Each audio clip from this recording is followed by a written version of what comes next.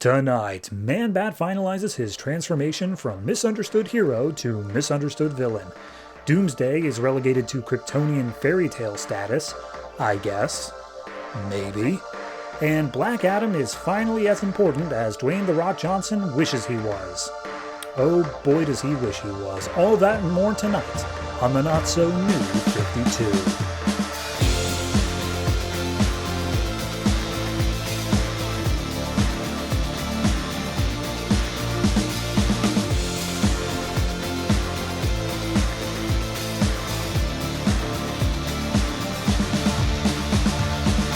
Hello everyone and welcome to episode 108 of the Not-So-New 52. I am your host and it's finally the end of Villains Month. We have finally hit the fourth week of this weird-ass special month where we just focus on the villains. For anybody who has not been tuning in for the past 3 weeks, I get it. Although I'm not quite sure why you're tuning in on the fourth one. Maybe just to see if this month's been over.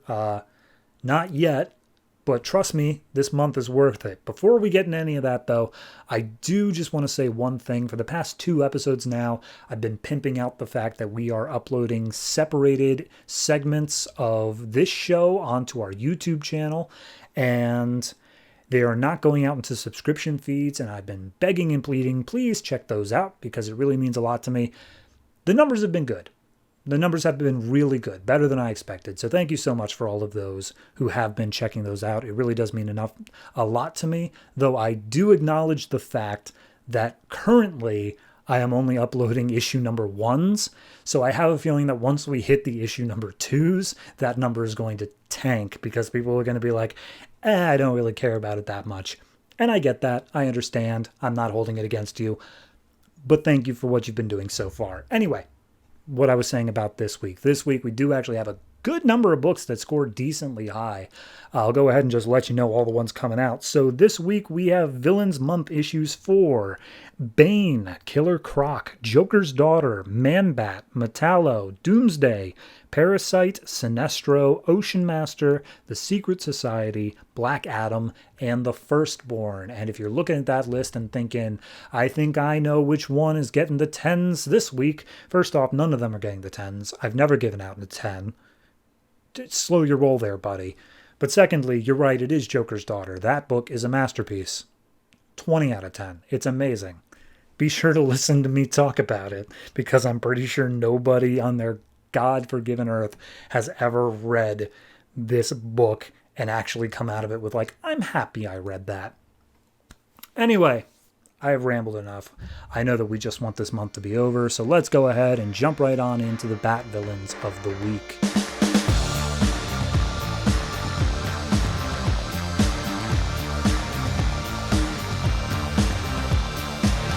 Batman number 23.4, aka Bane, written by Peter Tomasi, art by Nolan. So this kind of just fills in a couple gaps of what we knew was happening in a couple books, and then how we got to what's gonna be happening in Forever Evil. So we open up with Bane, and he's like, you know who I am. I'm the guy who broke the Batman's back and I took over Gotham back in the day. Yeah, that was all sweet and cool. But now I've got this new plan going on, and we see him fighting against a bunch of people who are just in a gym as far as I could tell. But he's like, I gave you a small dose of venom, or maybe you stole it from me. It's hard to tell by context. Regardless, fight me. Show me that you're worth it.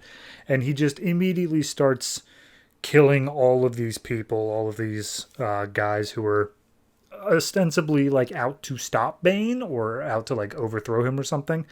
And finally, as he's like about to break the last one's back, the same way he broke Batman's back, this small little girl shows up saying, oh, Daddy. And Bane's like, unbelievable. You brought your own daughter along here to try to change my mind and not break your back? Are you serious? And the girl's just like, oh, Senor Bane, you don't understand. I just want to watch. And then he smacks the dad's back onto his knee, and then the kid's just like, yeah, no, he beat me and my mom. He's awful. Like, all the kids, they know you run this place. They fear you. They wouldn't stand up. But me, I don't fear you, Mr. Bane. I see you as Santa Prisca's hero. And she holds his hand. And then Bane, like, recoils suddenly. He's like, don't touch me. Don't ever... You touch me again, I will kill you. And so then he leaves. And also backhands the girl. So, at this point, there's been a whole thing going on in Talon where Bane is using the money from one of the characters in that in order to launch an attack on Gotham to take it back from the Owls, I guess. It's a whole thing. But regardless, he's finally shipping out and he's like, yeah, no, over in that book, the Secret Society already contacted me and I said, pshaw, they seem pretty stupid. But regardless, we're heading over anyway.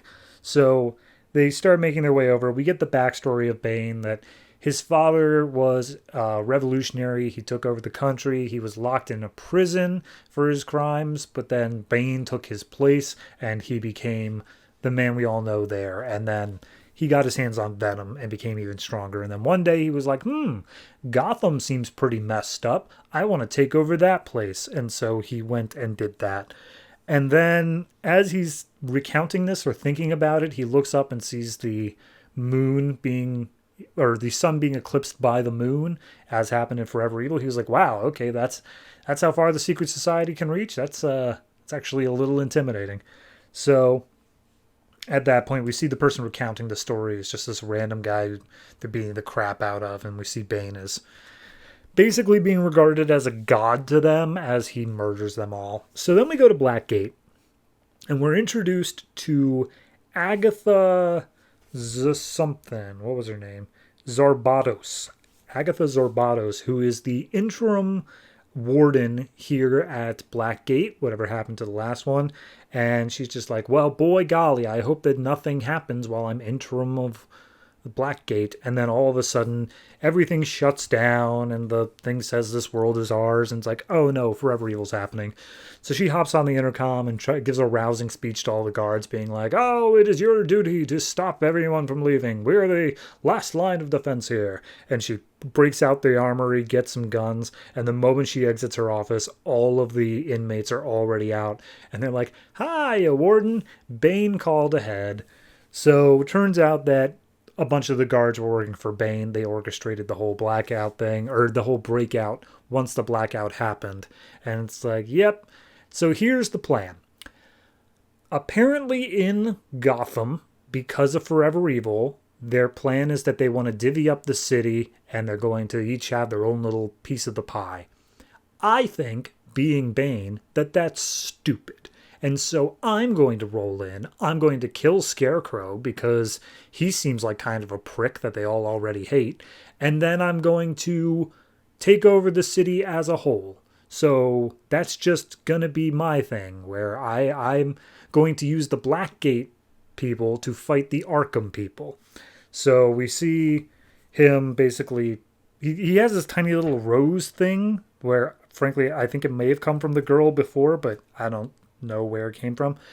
And then he gives a rousing speech to his crew, and he's like, hey, you are my chosen apostles. You are not Bane. You are nowhere near Bane. But you are going to start your own legends today. Once we arrive in Gotham, you will go in there and you will take over the city, and if you die, you will be sanctified through holy might. He's basically literally saying Jesus, to the point where he says, this is my venom given to you. Use this in remembrance of me. So at that point, he says, yep, so Batman's gone. We're going to take over the city from the loony bin. All of you, Gotham City, it belongs to me. As we see him approaching Gotham, and it says, to be continued in Forever Evil Arkham War. So that's one of the many spin-offs Forever Evil is getting. And it just deals with, I guess, Blackgate versus Arkham in the soul for the city.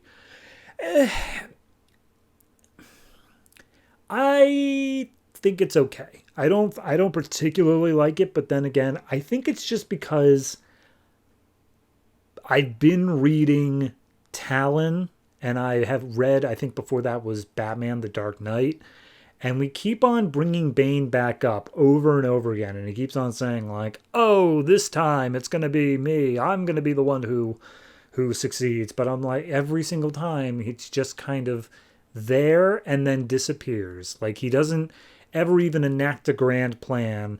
It's just they stop it before it gets to the grand plan part. Now that we have him actually approaching the city with guns and stuff like that, who knows? Maybe we might get something a bit more interesting. But as for this particular issue, I knew Bane's backstory.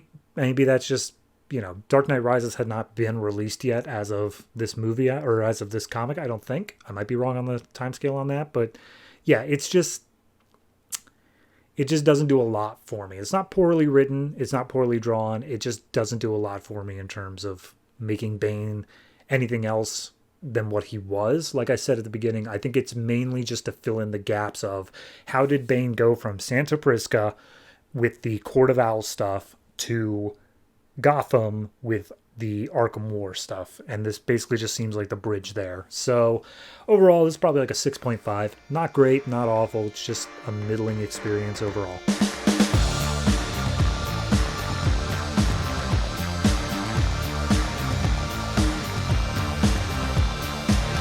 Batman and Robin number 23.4, aka Killer Croc, written by Tim Seeley, art by Francis Portela. So I think Killer Croc's last appearance was really Batwoman, and I don't think this really flows into this at all, but it's kind of a little similar. So we get Killer Croc breaking down this term called atavism, which is where something takes on the traits of an ancestral type. And he says Gotham right now, for instance, it is a city with, society and normal city stuff. But ever since Forever Evil started, it's breaking down into savagery. That could be considered atavism. But we follow this group of SWAT team police officers that have made their way down to the sewers. And they're just like, look, we got to go. We got to find this thing. We got to get this key. That's all that's important right now. And we see Croc is watching this happen. He's like, yeah, you know what? Down in the sewers, we managed to collect all the things that people want to forget about, all the trash. And this is no exception. So then we cut to 26 years ago, and we meet Waylon Jones, a decently young kid who is in a bathtub. His aunt is trying to scrub all of his scales off of him because he has lizard-like skin, and he's got sharp teeth and like horns pointing out of his head and stuff. And he's like, look, please don't do this. It hurts too much. And she's like, fine, whatever. But the streets out there in Gotham, they ain't going to take kindly to someone who looks like you. I took you in after your parents left, and now you better be listening to me. You'll never get out of Gotham City alive, kid. So cut back to modern. And we meet our three leads here, our detective Jack Boone, Joanna Greer, and Jaime or Jamie Sanchez. And all of them are dirty cops, like horribly, horribly dirty cops. And we see Croc turning a huge valve which releases all this sewer water that just wipes out the entirety of the SWAT team. They all go crazy. So then he continues with the atavism thing. He's like, yeah, atavism in animals could result in like legs on a whale or teeth on a chicken, but in humans, it results in me, Killer Croc. So then we cut to 17 years ago, Jacksonville, Florida. Killer Croc, now fully grown and looking like Killer Croc, has taken on a sideshow gig as a circus like freak, and he wrestles alligators, and everyone's like, oh, the Killer Croc, everybody give it up for Waylon Jones. And they're calling him a freak or whatnot, but they're still clapping for him. And then after the show, he's getting bandaged up from the fight. The head of the carnies comes in and is just like, oh, here's your cut, $40. And Waylon's like, we agreed $100. He's like, yeah, but that was before when we were negotiating. Now you're a part of the act, so it's 40. What are you going to do? Go get a bank job? You need this job. This is all you're going to get. You're nothing, Waylon. You're nothing at all. And that pisses off Killer Croc enough that he bites off the hand of the carny. So then we go to into the sewer again. We see that only 2 of the corrupt cops managed to survive, and they are dragging themselves down into a nearby offshoot. So then we go to 3 years ago, where Killer Croc is robbing a jewelry store, stopped by Batman and Robin. And immediately Robin's like, oh my god, I've never seen a were-lizard jewelry thief. Hey, lizard guy, maybe stick to being the muscle, because you seem pretty stupid. You seem like you're not cut out for this. You should really just focus on using your big hulking mass instead of trying to think, And obviously Killer Croc's not taking that well, but he's all handcuffed up, so nothing he can do. So we see the cops are met by a bunch of like refugees who are living down in these sewers, and they're like, "Oh my God, thank God, people! Hey, look, Killer Croc's out there. He's trying to kill us. Please, can you help us?" And this young girl takes an oar that she's holding, breaks one of the cops' legs, and then all of them scatter. And they're like, "Ah, crap! They're working for Croc, aren't they? We got to get out of here. We got to hide." Lights go out, and they're left going through the sewers in darkness. One of them has night vision goggles, and they approach a bridge that's gone out. And they're like, "Okay, this is the meetup point. This is where we gotta be. You gotta jump this bridge." And she's like, "I got a broken leg. I ain't jumping anything. You jump, come back with guns." So he jumps and he opens up this door, and inside is a man that he recognizes named Houlihan. So then we go to 2 weeks ago at the docks, and we see this corrupt cop is threatening Houlihan. And he's saying, "Hey, look, because you're a good cop and you don't, you're not on the take, and you're the one who's investigating this doc stuff, like, we want to be in charge of that, so that way when it comes out of the criminals' hands, it's going to come back into the cops' hands, and then we can run that from behind the scenes, It's, in the end, it's the greater good." But Houlihan recognizes that as corrupt cop talk, where he's just going to use it to continue the drug trade. So they end up beating Houlihan and then shooting him in the head, throwing him into the harbor, where we see a couple of these refugees have seen this moment. So at that point, we see Killer Croc is stalking them in the waters as they search Houlihan's body. Turns out that a little ransom note was sent saying, "Hey, I know what you did to Houlihan. He had a key on him that is going to sink all of you guys, so you got to come meet me down in the sewers, bring money." So all the corrupt cops are like, "Well, we got to do it. If he could bring it all down, we got to stop it." So they're searching through the pockets. They find the key. And when he turns back with the night vision goggles, we see Killer Croc is right behind the female cop and just bites her head off.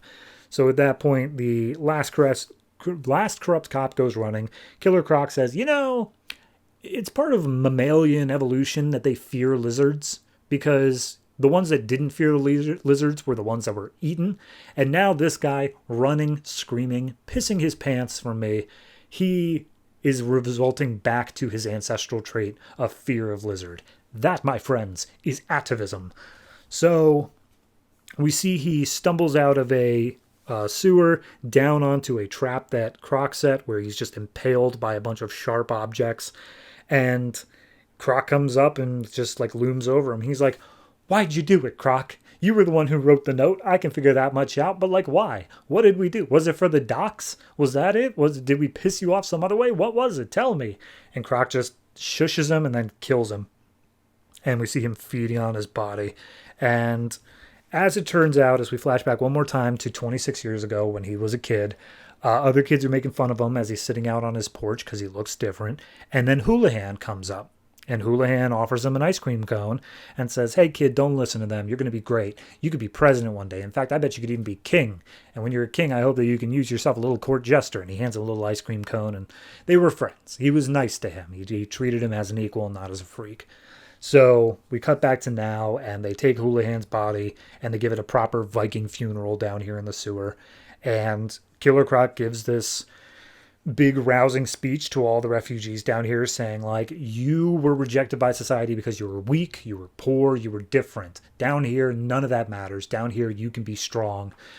Down here, you can stand behind me if you feel weak, and I will be the strength that you need. I will be the deadly jaws behind our thing." And they all call him King Croc as we see them chanting, and the chants make their way up back to the surface. So, yeah, that's that. I personally really enjoy this. I think that whatever Killer Croc / King Croc, whatever he's going by now, is doing in terms of his story arc, whether that be in Batwoman or wherever he's going to show up, I don't think this really matters to that, but I think it is just a good independent story saying, hey, here's what Killer Croc, like, where he came from and why he is actually, to some extent, a threat. Like, he has a group behind him. He is a leader. He is able to rouse these people who he is looking out for. He's not inherently evil in his own right. He's just brutal. So, yeah, I'm liking it. I'm thinking it's a solid issue. I would probably give it I'll give it a 7.5. It's just not quite scraping that 8 for me. I couldn't tell you exactly why, but it is a super solid issue regardless. And yeah, I'm looking forward to seeing if anyone plays with this moving forward.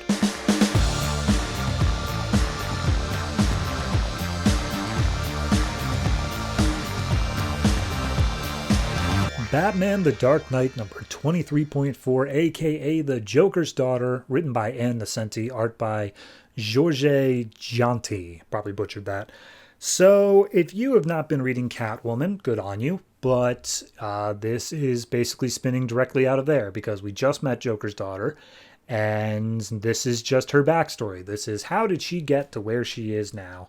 So, we've got this hooded figure who's very clearly Joker's daughter, who is making her way through the Gotham Underground, which is called the Nethers. There's actually a bunch of different places, but the Nethers is the one that's like flooded and is a bunch of water features. So she's got this ugly looking cat named Cat, and basically like, okay, well, get in your bag, kitty. We've got to go through this underwater section in order to get there. So she sets up some floats and some weights in order to maneuver easier, and she makes her way into the underwater. And as she swims her way through, she explains, yeah, the Nethers, they were places that were lived in, and then all of a sudden they decided, oh, screw this place, we're going to build the Gotham Reservoir that's going to flood this place.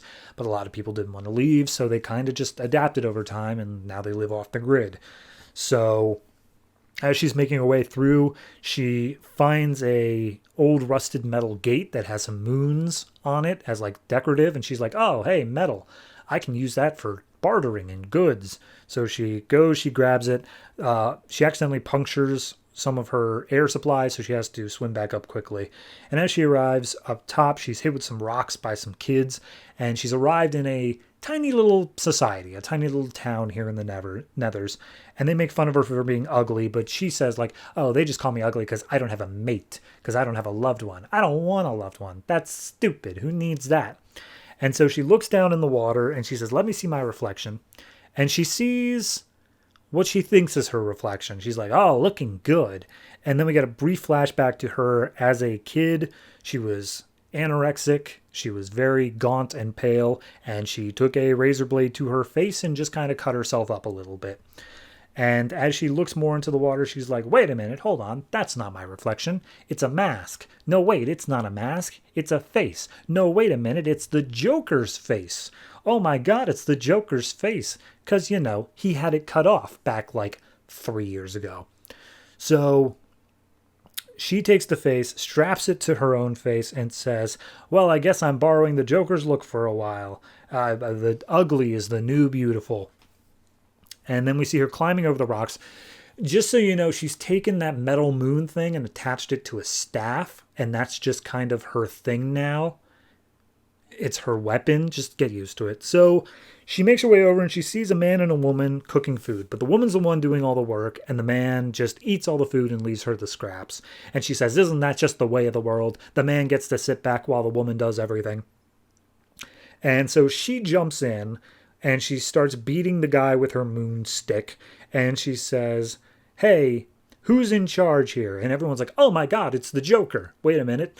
You're not the Joker. You're a woman. Oh my God, I guess you're the Joker's daughter. And she's like, I like the sound of that. Anyway, tell me again who's in charge here.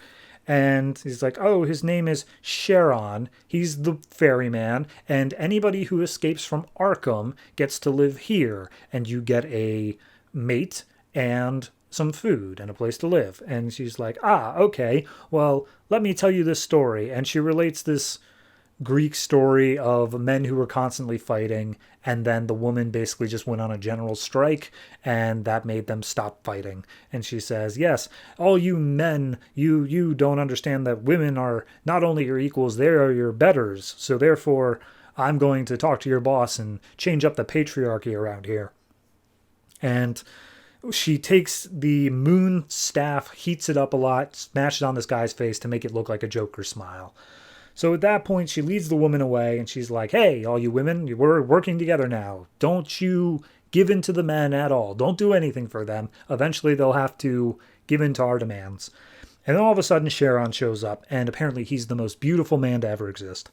And is just like, whoa, hold on, ladies. Hey, we share everything down here. Like, what's going on? Is Joker's daughter is like, huh, you are way too pretty to be that nice. You are definitely got to be a prick. So at that point, she launches and attacks him, and he keeps on saying, like, hey, we can talk this out. This doesn't have to be a fight. And she's like, of course it does. You're evil.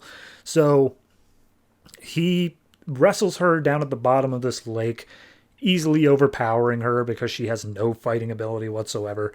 And she's like, oh, I'm ugly and I'm no good. And so he throws her back onto the shore and just says, hey, I was raised by women. We used to be women down here. But then eventually the men dug the extra tunnels and they needed to be compensated. So the men started ruling. If you think we should switch back to women, let's bring it up with the entire tribe, get them to vote on it, and then we'll do that. But regardless of what happens, we're happy to take you in. And she's like, nah, screw that. I would rather die here than live on my knees. And he's just like, oh my God, what the hell is your backstory? And so we get her backstory, which is she grew up to like perfect family, like all this was perfect. Everything was idyllic, and she was also beautiful within her own right. But she had a very macabre sense. She made a mobile out of knives. Her pet bird hung itself, which that's just impressive. And her parents looked on in horror like, oh God, she's not normal. We got to fix this. Eventually she brought home like a stray dog, which had some scarring on its face, which she loved. The father saying like, nope, that's a disgusting dog. That's not living here. Threw it back out.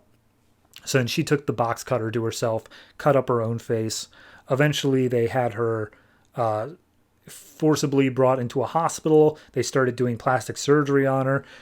They gave her medicine for pain, but she just took it out because she enjoyed the pain. And then while they were doing plastic surgery on her, she like squirmed around a lot to cause even more damage. So that when her parents get her back, she's even more deformed and even more flawed. And her parents, of course, are like, what in the hell is wrong with this chick, man? She is crazy. So we need to send her away. And the parents are like arguing over that, but eventually she overhears. By the way, her name is Duella. We don't get a last name, but it's Duella is her name. So she ends up sneaking out and I guess just living on her own until we see her now. And she's like, yeah, so I had a pretty normal childhood, all things considered. And Sharon's like, oh my God, you have been through hell. I'm so sorry to hear that. Like, we'll gladly take you in if that's what it wants. And she's just like, oh, you'll take me. I'm not a charity case. So she starts heating up the moon thing again. And he's just like, why are you trying to... I forgive you for attacking me. We're simpatico here. And she's just like, oh, screw that. I'm remaking the world in my image. And she brands him in the face again. And we see that I guess she's been busy before meeting up with Sharon because all of the men in town have this scar on their face. And they're like, hey, Sharon... it's been like 3 hours, but all of our women are refusing to do anything for us, so we want to try doing things her way. We want the women to be in charge. Also, we don't want you in charge anymore. And Sharon's like, what are you... Guys, why are you freaking out here? And they keep on saying that the Joker's face has power within its own right. Like, they keep on fearing her specifically because she's wearing the Joker's face. And Sharon's like, guys, she's just trying to make you as ugly on the inside as... you all have become on the outside. Like, it's not... This is just the Joker's stuff. This is literally the plot from Dark Knight. And she's like, well, they've all spoken. Like you said, if we had a vote, you'd agree. So everyone strip him of his leader's coat and send him on his way. And we see now Joker's daughter is sitting in the throne and saying, oh, there's a lot of beautiful things out there. Let's show what happens when the ugly takes over. To be continued in Catwoman. This was by far the one I was looking forward to the least out of the entire Villains Month. Because, like, okay, she keeps on saying this stuff of, like, oh, women should be in charge, and oh, down with, like, the patriarchy and stuff. And, like, it comes across as though Ann Nocenti thinks that that's all really bad ideas because she's putting it in the villain's mouth. And it's not like they do anything where they're saying like, actually, you're right. We agree with you on this one thing, but you're going about it the wrong way. They just flat out say like, no, you're being stupid. this whole issue, except that Sharon is the one who's saying like, okay, well, we can investigate those ideas. There's no problem with that. But then as soon as that's given the option, she's like, no, I don't want your pity. It's like, well, what do you want? Because it just seems to me like this character exists for the sole purpose of saying there are crazy people and these crazy people are into radical feminism. And it's like, that's a poor message, guys. That's a really bad message here. So, it's out on top of that, it's out of Catwoman, and I'm already out of it. So, is it creepy in its own weird way? I guess so. Not any worse than like Ventriloquist, but it's just so, like, who cares by the time you hit the end of it? I gotta give this one, I'll give it a 4.5. I don't think that this issue in its own right is poorly written. I just think that the character is not thought out well enough. I think that you could do something with like obsessive fan sort of thing of like, oh, she loves the Joker's ideals so much that she became this. But her becoming like, it seems like she had all these ideas before she put on Joker's face. So yeah, I can't give it any higher than a 4.5, and frankly, I think that's a little bit lenient, but I appreciate the character of Sharon. Too bad he'll never be seen again.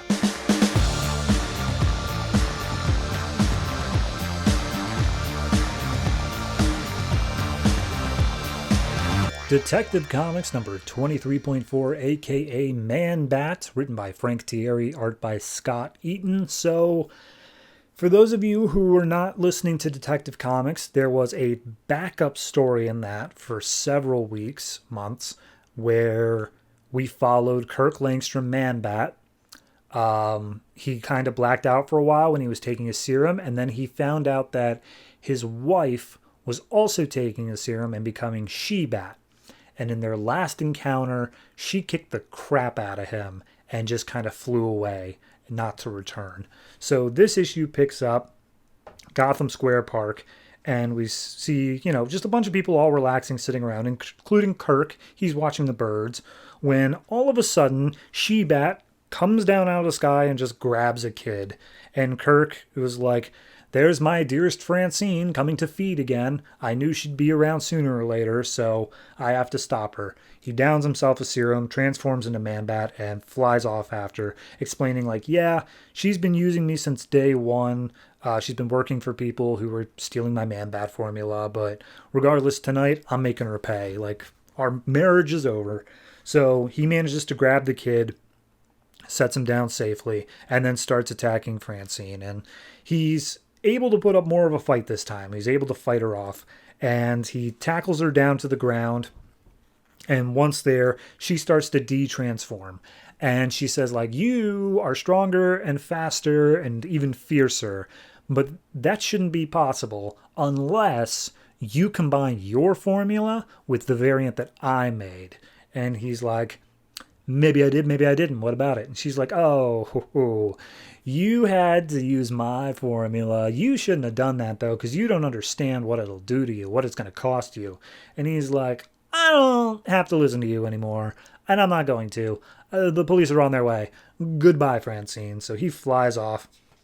Francine is taken in by the cops, and about a week passes, and he's like, yeah, I really don't feel anything. Like, yeah, she was my wife, but after everything we went through, I'm kind of just over it. And she might be on death row for all I know, but regardless, that's whatever. But regardless, I'm not Francine. I am able to handle this serum. I am better. I can control it. So he downs the serum again, and he goes out into the streets, and he sees, forever evil is happening. So he has to now step in as Gotham's protector now that Batman is gone. So he flies in. This family is under attack, and immediately the family's like, whoa, hold on, you're not Batman. He's like, no, I'm something different.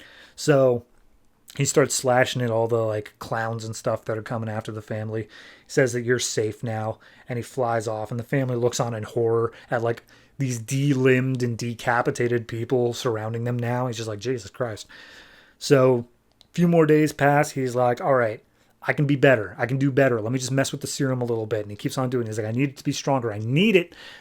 Okay, maybe I'm a little addicted, tiny bit, but I'm fine. I'm cool. I'm great. So he downs it again. He goes out. He continues his crusade on crime as people are looting. And they're like, man, you're not Batman. Don't even try to step in his shoes. And he just slashes the guy, kills him instantly. Cops pull up, including Gordon. And Man-Bat's like, hold on there, fellas. These men were looting. I'm the good guy. And Gordon's like, dude, he's dead.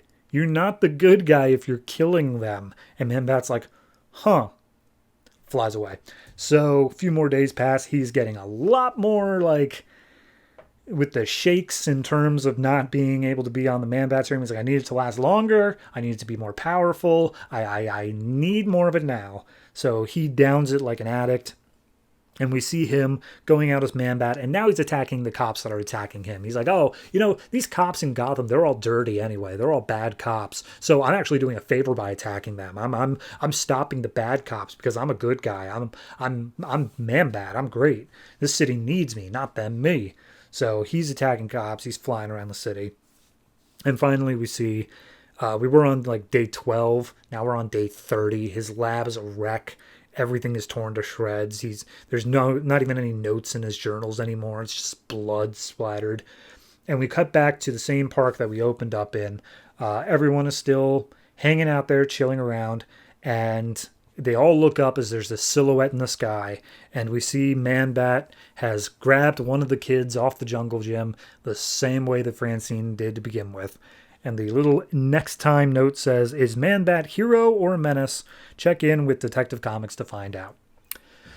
So yeah, that's Man-Bat. I mean, it's a very short issue, but it's done very stylistically. You feel this passage of time. You feel him getting more and more desperate because it's addictive. It is an addictive substance that he's doing with. So in terms of the Francine plot, I'm not sure how I feel about the fact that the plot got wrapped up in this 23-point book rather than in one of the backups that they were already writing. But I mean, I guess I don't see any harm in it, because if you were buying Detective Comics, at least they put this story in the Detective Comics spinoff in the one shot from this. So fair game, I guess. But I mean, I enjoyed it. I think it's well written. I think it's well drawn. I like the fact that they are playing with Man-Bat's history of, sometimes he is a hero. So he is a scientist under all. It's like the Lizard from Spider-Man, but like he's a bit more trying to be a hero. It's just giving into those animal instincts that gets him. So I'm going to say this is probably a solid 7.5. I don't quite feel safe giving it that 8 because of the way that it kind of just wraps up the backup early on. And then, like, it doesn't feel like it can stand on its own. It feels like you need to have been reading the backup to understand what Man-Bat's been going for. And that's what's keeping it from that 8. But it is still a very solid 7.5. And if you were following the backup, definitely worth checking this one out.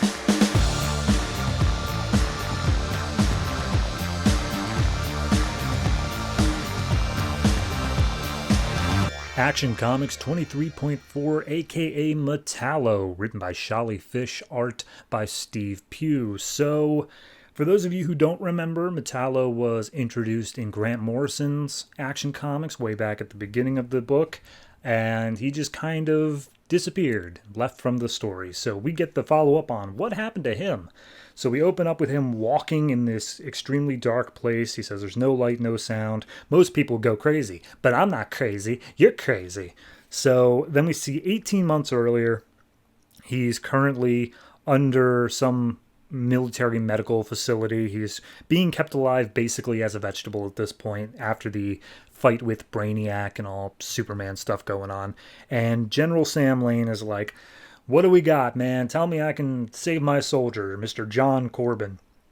And the other people are saying like, oh, geez, Metallo over here. But it's like, hey, soldiers, give him some respect. And it's not Metallo, it's Metal Zero is the name of his suit. So shut it. And they're like, oh, sorry, sir. But basically they tell him, yeah, no, there's no response. Like, he's not going to get regained consciousness. We don't even know what Brainiac did to his brain. Even if we could restart his body, like, that might just be gone now. And so Sam Lane says, all right, I get that, but I've got a special idea. And he opens up a box and says, I got kryptonite. We're going to replace his nuclear miniature reactor that's currently in his chest, and we're going to replace it with kryptonite and see if that jolts him awake. And so they do the whole thing. They take it out, they put it in, and then wouldn't you know it, yep, he jolts awake.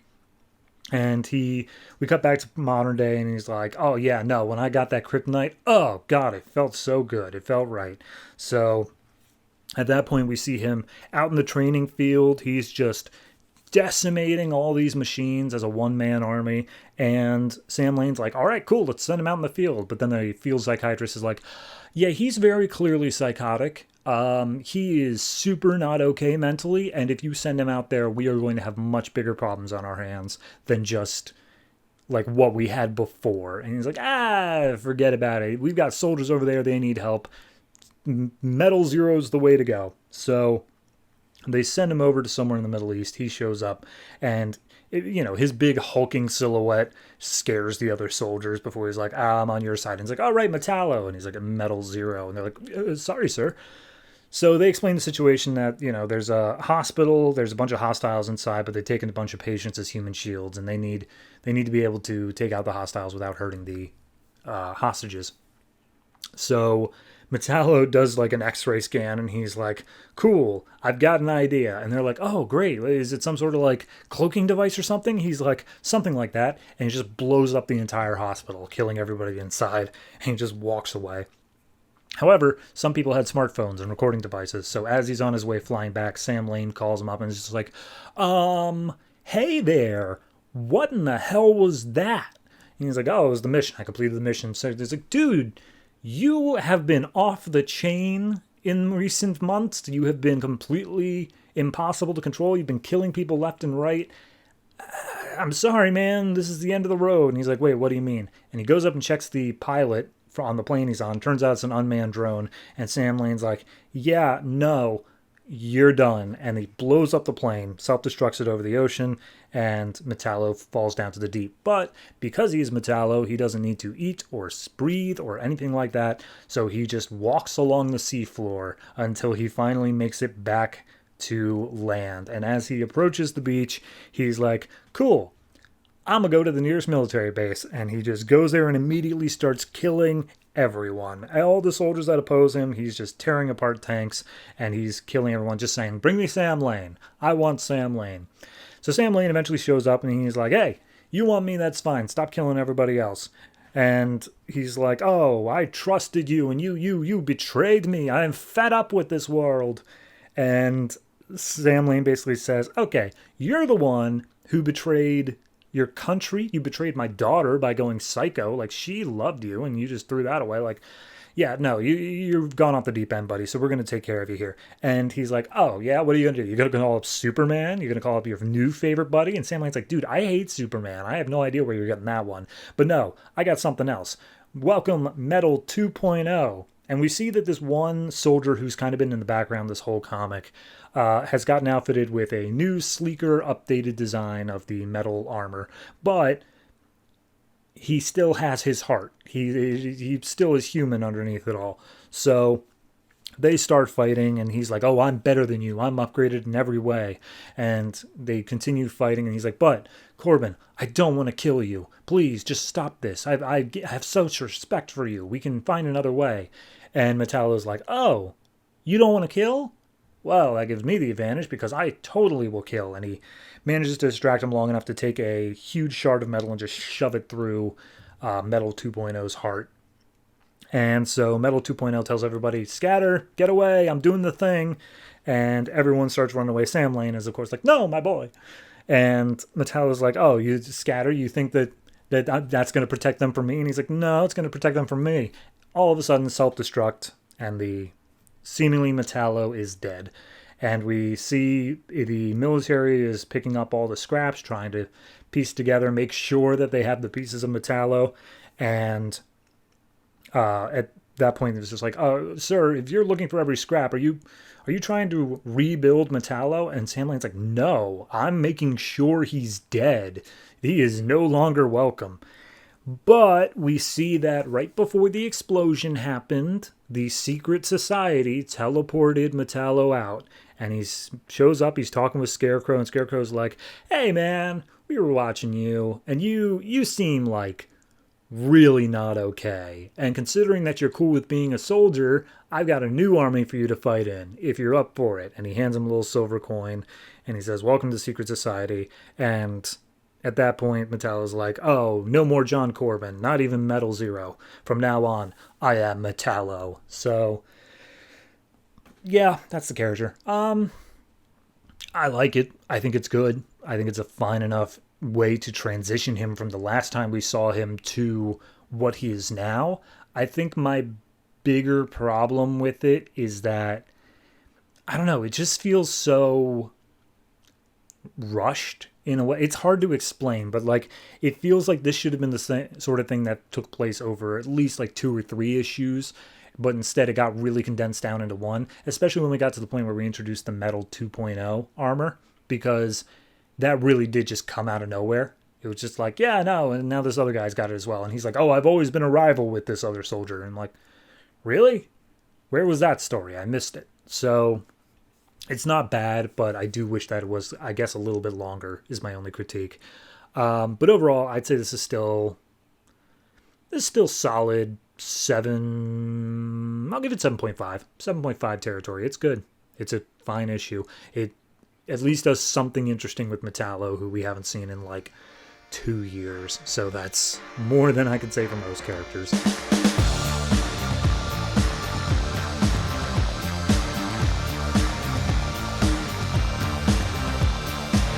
Superman 23.4, aka Parasite, written and art by Aaron Kuder. So we open up, it says that this takes place around/after the events of Action Comics 20 through 22, which frankly I can't recall what is so important about that time period, but regardless, we see Parasite standing on top of a building, and he's like, yeah, I was a normal guy. I grew up in Suicide Slum, the worst part of Metropolis, and then one day I got caught against a giant alien booger, and now I'm this. So it's painful to be as hungry as I am. You can't understand the level of emptiness I feel inside me.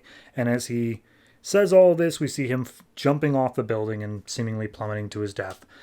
Then flashback to about 3 weeks prior.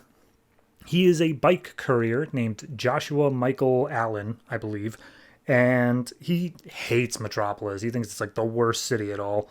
And we see that he is going through traffic. He's like weaving in and out. He's almost hitting people. He's a dick. He is an overall prick. So as he's walking up delivering this package, turns out it was like truffles from this woman's grandmother. And we've seen him eating some during his entire trip here. And she asked, like, did you open my package? And he's like, no. So at that point, we see that he is the worst bike courier imaginable, and he just shouts at people as he's driving by. All the packages arrive, like, damaged or whatnot, and everyone calls him names. They call him, like, idiot, jerk, numbskull, imbecile, stuff like that. Until finally, one day he comes across a corner, turns around, and there is a giant alien in the middle of the road. He describes it as a giant alien booger, and that is fair. And as he sits there staring at it, he's knocked off his bike. He just kind of snaps, and he takes his bike, throws his helmet and his bike at it, and he's like, I hate this freaking city so much. And then the giant alien thing scoops him up in a tentacle, throws him down to the ground, and knocks over a power wire. And he grabs one of the power cables, jams it into the monster, and seemingly takes care of it, but it's kind of hard to say. He passes out soon afterwards. And then when he comes to, turns out that he broke his leg in the fall, and so he's unable to be a bike courier. He gets back to his job. He's fired because he can't be a bike courier. And as he's fired, he calls up his girlfriend, I guess, at home, and she's basically packing up her bag saying, hey, if you can't work, then you're just like a leech off of me. You're nothing but a parasite. I'm not going to live like that. And so she walks out on him, and he gets a bunch of voicemails soon afterwards from Star Labs saying, oh, if you or a loved one have been exposed to giant alien boogers, please call now. So he goes there, and he gets called in by the nurse, and he's a prick to the nurse as well. And as they get him down to start some scans, they're like, okay, well, we're just making sure that none of the alien virus was left inside your system, and this will just take a minute.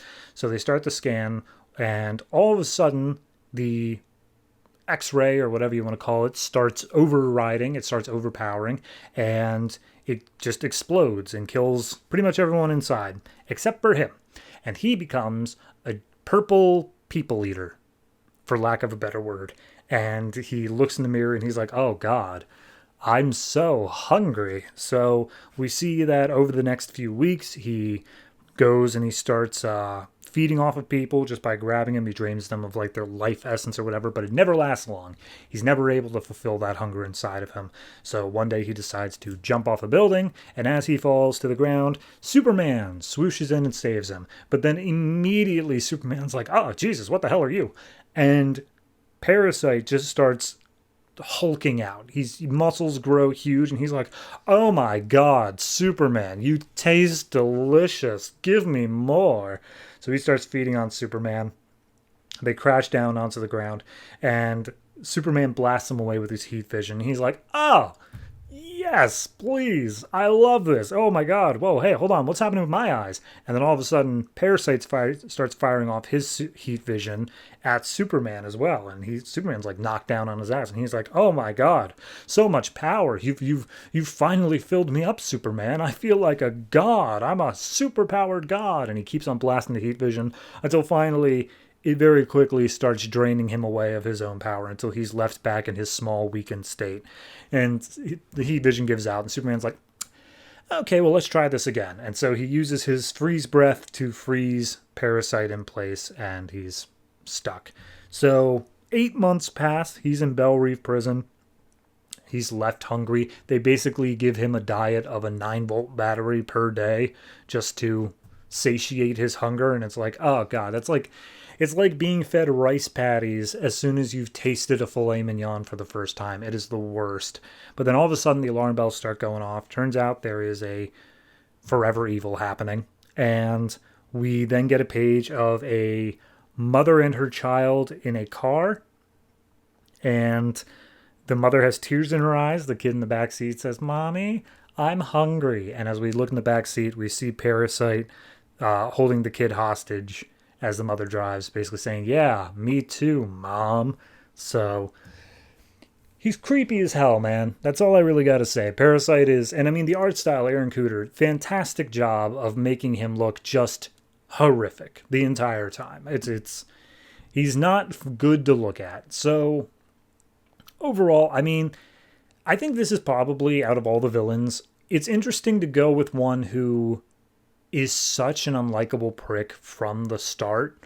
Like, there's nothing in this where you're supposed to root for the guy.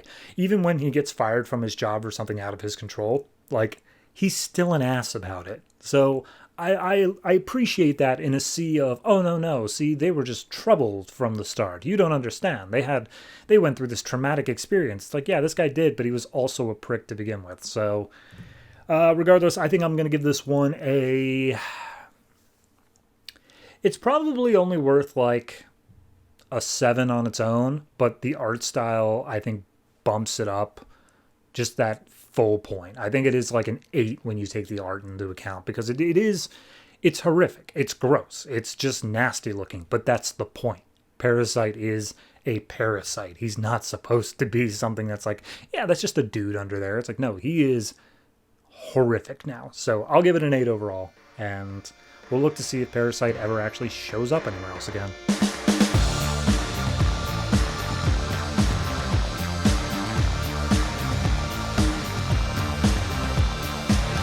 Batman Superman 3.1, aka Doomsday, written by Greg Pak, art by Brett Booth. Now, I'm not going to beat around the bush on this one. This is New 52. Superman, theoretically, has not fought/died against Doomsday in this new continuity. So how do they do Doomsday? And the answer is, it is a direct parallel to Kryptonian 9/11. So we'll get into it. So we open up Krypton years ago, and it's apparently Remembrance Day, and we see Jor-El, Zor-El, and Laura and Allura, and basically they're like, oh yeah, Remembrance Day. It's a horrible name for it. It's like they just want to forget. And Laura says, I call it Doomsday because I saw it. I was there. And so we get the flashback in the flashback of Laura describing, yeah, no, it was a spring day, beautiful, everything was great. When all of a sudden, explosions. I was a lieutenant in the military, and everything was happy and cool, and we were like in the prime of our civilization. Nobody like really fought anymore. But with all the explosions, I ran in. I told Jor-El, go, hide, get to the basement. I just know I love you. And then all of a sudden, it showed up. It was a monster. It was Doomsday. And so she was at the top of her game. Laura was using all of her training. She was perfect, but it just wasn't enough. Doomsday was just too strong. And she started beating the ever-loving crap out of Laura and the other military people who were there. And as they were fighting and fighting and fighting, they knew they were going to lose until finally Colonel Zod shows up. And he's like, hey, everybody, I'm here. And so he, using the warrior armor of Krypton's founders, was able to blast back Doomsday and actually put up a fight. But it was like a hard fight. It was not a fight that just ended quickly. It ended up killing thousands as the city like crumbled between their fight. It was the end of Man of Steel, essentially. And as we see Laura's leading people to safety, she comes face to face with the monster once more. And then all of a sudden the story is interrupted by a young voice screaming out from the other room. Turns out it's young Kara. It is young Supergirl who is hearing this story being told. And Zor-El comes in and just be like, were you listening to that story? It's past your bedtime, lady. She's like, no, I wasn't listening to the story. And he's like, oh, okay, well, it is a scary story. That's fine. He's like, oh, what happened to Zod? And it's like, well, he saved us. And then she's like, okay, and then what? And he's like, oh, well, Zod turned out to be pretty bad in his own right, so we sent him into exile. Sent him to the Phantom Zone. And he basically talks her down and says, like, there, everything's fine. It's just a story, and Zod is no longer a problem. He's in the Phantom Zone, so are you cool? And she's like, yeah, I'm fine, thanks. And it's like, okay, well, go to sleep. But she's still a little bit concerned, and she's like, well, you keep on saying that everything's fine, but that's how like all the children's stories happen. You say that the children's stories are, these happy endings where things work out. I want what really happened. And he's like, all right, well, if you really want to know. And he reaches onto the shelf and he grabs essentially the Death of Superman issue. It's got like the blood covered, it's the black cover with the blood House of L symbol, and he's like, well, let me just tell you all about Doomsday then. And he says, all right, long ago there was a knight of the House of L, and his world was lost. He went and he found a new one, and as he was there, he tried to do great things, and as he did great things, more and more people were scared of him just because of how powerful he was. And so they fought him and they hunted him and whatnot. And then one day, all of a sudden, a real monster arrived, and it was Doomsday. And all these people died in an instant, but the House of L's knight fought and fought and fought until finally he stood victorious, but then he also died. And in that moment, all the people realized, oh, we should have treated him better. But in his death spawned tons more members of the House of L who fought for what was right and good. And that's why the House of L is so cool, because we fight and we fight for what's real and what's right, and we do the right thing all the time. And then all of a sudden, Kara turns in like, Dad, you're literally telling me the kid's story again. That's another happy ending. Like, come on, just like, what actually happened here? And he's like, don't worry about it. Doomsday's in the past, and you'll never, ever need to worry about it. Good night. I'll always take care of you. And you could tell at this point, by the way, saying it, that he knows Krypton is going to die. So he's like, oh, geez, I really got to make sure she's cool. So turns out the lights, and then all of a sudden Kara sits back up and she says, all right, he's gone. And this little ball of light appears from the closet and comes out and starts talking to her and says, good girl. And then we see that it's General Zod. And he's like, why didn't you tell him you were speaking to General Zod? And he's like, well, because you threatened his life. And he's like, yeah, and I'll do it again. So I want you to know the truth, what really happened. And it's like, oh, well, my dad just told me the truth. It's like, that's not the truth. That's a kid's. You said it yourself. That's a kid's story. Now, here's why I loved the idea of Doomsday. and basically said, like, yeah, no, it caused destruction and whatnot, but, like, this dude was not just a predator. Predators only attack their attackers. This guy wanted to destroy everything. But the reason that Doomsday was so great is that it forced Krypton back into, like, a warrior mindset. It got them out of their complacency. And so now it's the time for blood again. And I'm thinking of beginning with yours, little girl. And Kara's like, you're just like an apparition. You're not actually here, so I don't even need to worry about you. He's like, yeah, well, I'm working on the technology to get out of the Phantom Zone, and then I'm gonna come and I'm gonna kill you. That's what I'm gonna do. And she's like, psh, you're an idiot. You're not gonna get out of there. You're a liar. Everything's gonna work out in the end. That's what my daddy says. And he's like, yeah, okay, I'll see about that. And by the way, it didn't work out for that night, now did it? And then all of a sudden, the portal of Zod transforms into an image of Doomsday, and the spirit apparition thing goes to attack Kara.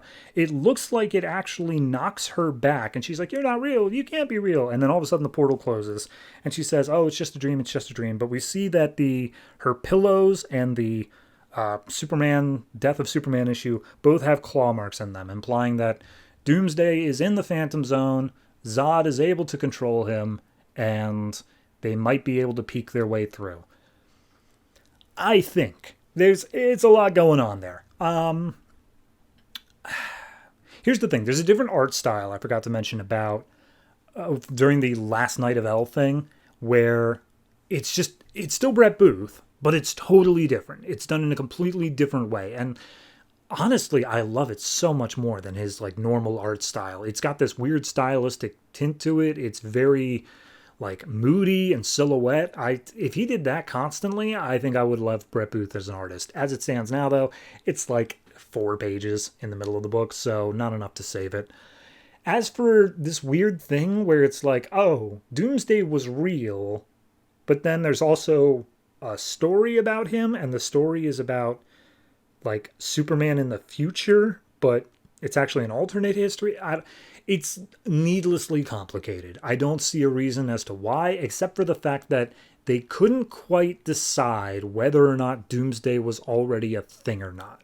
I think it was just an issue of editorial was like, I mean, we don't want to say Death of Superman didn't happen, but it clearly couldn't have happened. So we're just going to straddle this middle ground where like, oh, there's a legend that's practically Death of Superman, and we'll just say that happened. It's like, oh, let's just make up your mind. Just do something. So overall, I got to say this one is probably like, it's probably just like a 6. It's not great. I like the art style at one point, but it's needlessly complicated for no reason at all. You could have easily have just done like, oh, way back when on Krypton, it was attacked by Doomsday, and then we sealed him in the Phantom Zone, but didn't actually like kill him. Or maybe we thought he was dead, but like there's this hint that he might still be alive. Any of that would work to make Doomsday a thing that could come back, but instead you made it this weird thing where like, is he even real to begin with? And it's like, I guess, yeah. So yeah, it's a 6. Not great, not awful, just there.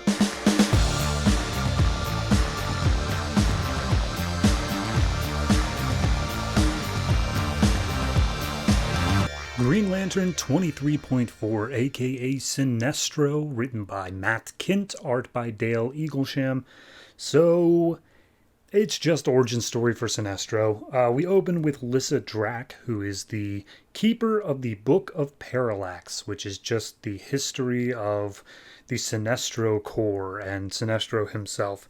And she's like, yeah, after Geoff Johns' run ended, Sinestro just disappeared, and we don't know where he went to, but I still have the memory of what was in the book, because also the book is gone too. And so she recounts it. She's like, yeah, so Sinestro was an archaeologist on his home planet when one day a spaceship came hurtling out of the sky. He ran over to it, and he found a Green Lantern inside, badly injured. And the Green Lantern inside is like, please, take my ring, you have to defend me. And then all of a sudden, a weaponer from Quard, which is a antimatter universe planet or something like that, he shows up and he's like, hey, I shot down the ship. That's my prize. I want that ring. And he throws Sinestro off to the side. But then the ring, of course, comes off of this random Green Lantern's finger, puts itself onto Sinestro's, and he's like, now I have the ability to fight back. But then, of course, he doesn't have any training with it, so the weaponer once again just picks him up, throws him down the ground, and says, I'm going to take the ring whether you like it or not. And then, with just sheer willpower and sheer ability, he manages to make a construct that looks kind of like a mechanized claw thing. And he starts crushing the weaponer inside of it. And he's like, I did that. I was able to do that with just my will. That's cool. Okay, I get how this works. And then the Green Lantern chimes up and he's like, hey, bro, super awesome. Thank you for defending me. Now, could I please get some medical assistance? Because I am bleeding out and I would like my ring back. And Sinestro looks at the ring and he's like, I think I'm better suited than you are to wear this. And he just leaves the Green Lantern to die. So we cut back to Lyssa. She apparently has made her way to Korugar, and she's like, but there's nothing left here but debris because it was blown up by the first lantern. So, yeah, anyway, what was I talking about? Right, Sinestro. So remembers the story of him basically over his planet. He's like, okay, I could do a lot of good here. I could figure out something to do. And then one day Abin Sur shows up, and he's like, hey, I'm Abin Sur. I'm an awesome Green Lantern, and you need to come for training. And so the Guardians show up, be like, yeah, you protect your whole sector, blah, blah, blah. You're the Guardian of that. And teach him how to become a Green Lantern. And very quickly, he proves himself to become one of the greatest Green Lanterns. There's apparently a thing called a galactic golem, which Sinestro uses his construct to basically explode from the inside via his horrific looking monster constructs. And Abin Sur is like, wow, that's really creative. Also, what in the hell is going on inside your head, man? And he's like, I was just doing what I'm born to do. And he's like, right, yeah, totally. So he became good friends with Abin Sur. One day he goes to Abin's homeworld just to have a chat with him. And Abin's talking like, hey man, what if there were more colors except for just green? What if there were more emotions than just willpower? And Sinestro's like, yeah, sure, totally, yeah. Because he's 100% distracted by Abin's sister and saying, he fell in love with her and it was all part of his destiny. He was the missing puzzle piece to his life. And meanwhile, Lyssa Drak is narrating over topping like, that's what he thought. I thought she was a bitch. So Abin Sur eventually says like, oh, I know you'll take care of my family, just like you take care of your sector. You're a good man, Sinestro. So then one day Sinestro came to the conclusion of like, okay, now here's the thing. Why should I have to patrol the whole sector? That seems really inefficient. Instead, what I can do is I can make my home world of Korugar like the central capital, get all the people there, and then I can protect them all much more effectively by like the Patriot Act, where he straight up is like, he has these willpower guards that just patrol the streets, keep track of things. He has a whole bunch of satellites around the planet that are keeping track of things, basically forcing his ideals and his morals on the people to the point where they have a democratically elected leader, and then Sinestro is like, yeah, but like I'm the one in charge, and he makes that known to the people. And according to the book, he's saying, or Lyssa, I should say, it's like, yeah, and everyone loved him. He was great. Everyone thought he was doing a great job. And apparently, at this point, they had a child. Her name was Soranik, and the wife, Abin Sur's sister, sent her away to be raised in foster plants off planet. And Sinestro was like, how dare you, my bride? That is not your decision to make. So Sinestro starts teaching other Green Lanterns his way of doing things. And his wife is pleading like, please, you have to stop. You have to understand this isn't the way to do things. And he's like, oh, I'm doing what must be done for protection of everybody. This will be my greatest legacy of all. And then one day, Abin Sur dies, and his ring is passed along to Hal Jordan. And Hal Jordan shows up, and he's taught by Sinestro, and he's like, hey, Sinestro, you're good, but you're kind of a jerk. And Sinestro's like, hey, Hal, you suck, and you're also a jerk. And he's like, all right, fair enough. So at a certain point, they get a level of camaraderie. Sinestro brings Hal back to Korugar and says like, hey, check it out. See all the cool stuff I'm doing at my planet? You could do this with Earth, too. And Hal's like, dear God, Sinestro, are you that blind? Literally everyone here is afraid of you. This is fear. This isn't like willpower. This is bad. You're conquering them. And he's just like, fear is what protects them. It's what keeps them safe. And then his wife comes up and just like, nah, he's right. He's totally right. Listen to him. This is what I've been saying for like months to years now. And so at that point, Hal basically throws the first punch. He starts fighting with Sinestro, and he's like, we could have been friends, Hal. I could have taught you everything. And he's like, I learned enough. Oh, where's the bell, coach? So at that point, Sinestro's just laying a knockdown on him, because of course he is. And it's revealed that Hal was like, you did teach me one thing. I called backup. So the rest of the Green Lantern Corps is on the way. Turns out that in all of this fighting and whatnot, the rest of the people have grown restless, and there was a suicide bomber in the crowd of Korugar that exploded and killed his wife. So that's the thing that happened. The Guardians pick him up, say, Sinestro, you did some bad things, so we're going to sentence you to the antimatter universe. While there, he manages to get the Weaponers to make a new lantern for him, a yellow lantern, and he then creates the Sinestro Corps. And then it's all the stuff we showed over the series where he went to war, he had his Corps, he then went back to the Green Lanterns, he got rid of his Corps, and then in his final moments of being seen, he slaughtered all the Guardians, renewed his Corps, and freed them from the Green Lantern's grasp, but then just disappeared. And so Lystadrak is like, and that's it. I don't know what happened to the book. It's everything I remember from it, and if the book is gone, then we need a way to record this history. So, and then she uses her weird yellow magic thing in order to write the entire history onto her own skin. And she's like, okay, I understand. I have the past all written down. I know he disappeared, but I have faith that he will return, that his people, the Korrigarians, are still alive and they need him, so I will go off and try to find him. And we see a Korrigarian ship that's floating through the debris saying like, we've got to return and tell the others. So it seems that we're just going to track down the other Korrigarians. Maybe. I don't know. It's fine. It's again, it's just the backstory we all know of Sinestro. I mean, there's maybe a few things in there that I wasn't personally aware of. For instance, he let the Green Lantern before him die, which seems brutal, but in character. The rest of it, though, seems pretty much as I remember it there. So overall, it's a fine issue. It's not doing anything standout. I would say it's furthering the story of like what we're going to be doing in Green Lantern, but honestly, none of this really... It feels like we're just setting up for the Sinestro book, which I know is coming eventually.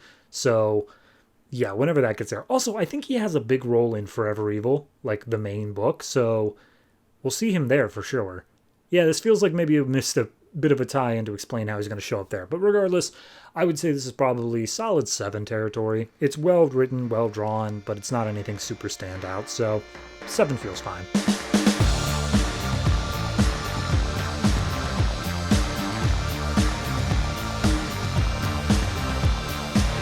Aquaman 23.2, aka Ocean Master, written by Geoff Johns and Tony Bedard, art by Geraldo Borges. So we open up weeks ago, just before the Throne of Atlantis story arc, where we see Orm sitting on the throne, and everyone's like, hey, the fleet's ready. We got missile attacks by the surface world. What are we going to do about it? And Orm's like, they missile attacked us. We are going to show them that Atlantis is nothing to mess with. So we will attack them back in full. The surface world has always hated us.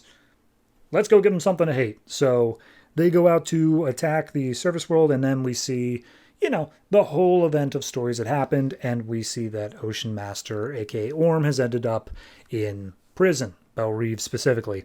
And he's talking with his lawyer, and his lawyer's like, okay, so we're going to roll on the fact that you are a head of state and you were just acting on bad intel because, as we all know, the surface world didn't bomb you. Your own Atlantean people started that war. So, yeah, that's going to be our end game here.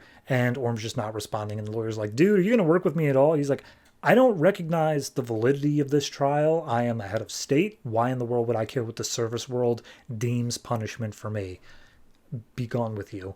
And we see a guard comes in saying, hey, you just need a second here. It's time for his water. And apparently this guard knows that Orm gets pretty sick feeling if he doesn't have water regularly. So he comes in, delivers it. And the lawyer's like, I am court appointed to this guy, so that's why I care about him. Why do you care about him? He's like, I mean, it seems to me like from what I've read, Atlantean War is a lot more complicated than good versus evil. So, who am I to judge? I'm not a judge here. He's accused of it, but doesn't mean that he deserves the punishment he's being given. And the lawyer's like, well, geez, and get 11 more of him, we might have a chance. And all of a sudden the power goes out. The lawyer is immediately crushed under rubble as the walls fall down. Ocean Master manages to get out, and everyone's like, hey guys, forever evil's happening. Let's go. Someone's breaking us out of prison. And so he immediately goes and grabs his gear. He steps out into the yard holding it. He sees Black Manta getting away on a helicopter, and he's like, all right, so that happened. And then he hears someone crying for help nearby, and it turns out it's that guard that was showing him kindness before. And a bunch of the inmates that were also escaping roughed him up, and he steps up and he's like, hey, guard guy, you were one who showed me kindness earlier. Can you tell me where the ocean is? And he's like, yeah, it's like 10 miles south, but like, hey, I'm not doing so hot. Could you help me out? Could you help me? And he's like, yeah, sure, of course. You were nice to me. Of course I'm going to help you. And he reaches out and he starts smothering the guard. He's like, don't worry, this will be over in just a second. I'm sorry that it had to be this way. And yeah, he sees that as a kindness. He sees that as, yeah, you were hurt and I put you down. You're welcome. So he starts walking down the road and he remarks on how tedious it feels of just having to walk the whole way. We also see what I believe is a glimpse of Ultraman flying up and moving the moon into place. It's beautiful little touches that tie it into exactly where the timing is for everything. And we make our way down to a place called Hank's Diner, where there's a waitress and a chef, and they're both looking at the monitors like, what in the hell does it mean this world is ours? And then all of a sudden, villains bust down the door. Just a bunch of like normal, like bad guys. And they're like, oh yeah, this means it belongs to us. You're first, pal. And they take out the chef. And as they're about to come after the waitress, Ocean Master steps in and says, excuse me, can either of you point me to the nearest ocean?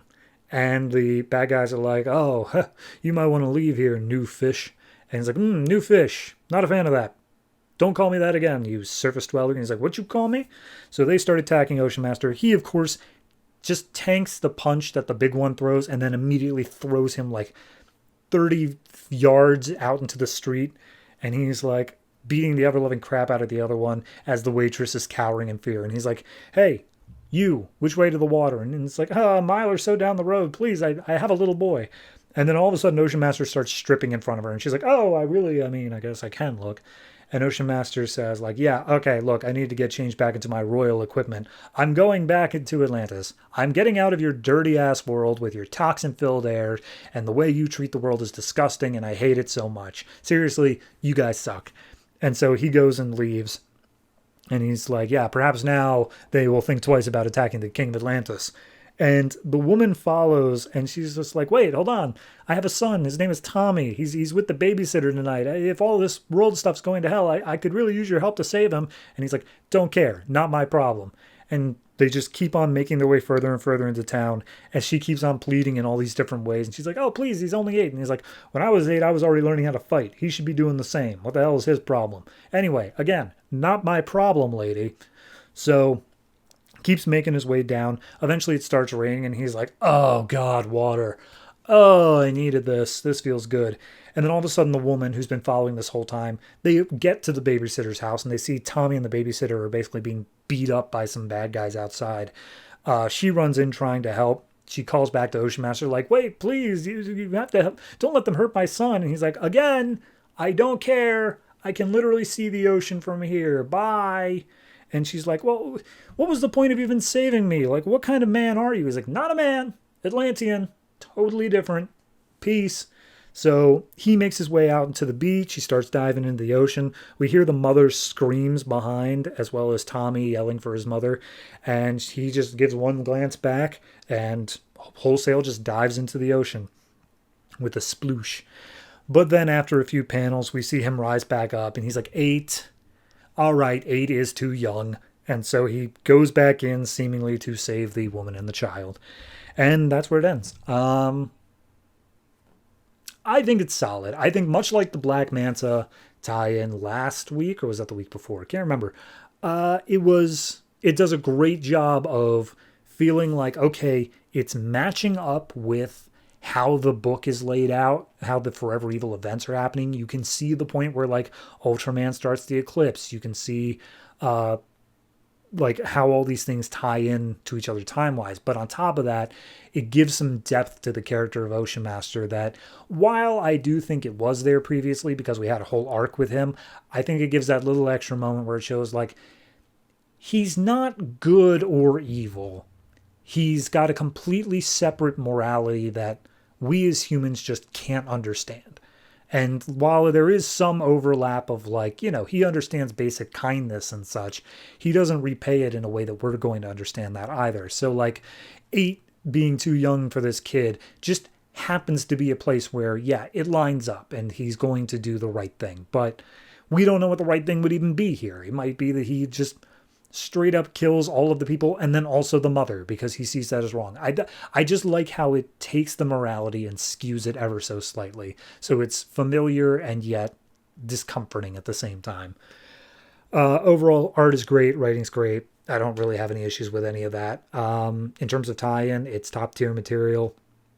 I would say this is probably a solid 8. I think this whenever, obviously with Geoff Johns being in charge of the event as a whole, and then also having input onto this issue, it's going to be much better done than otherwise, but I think that it is a better tie-in than not. So yeah, 8 for this.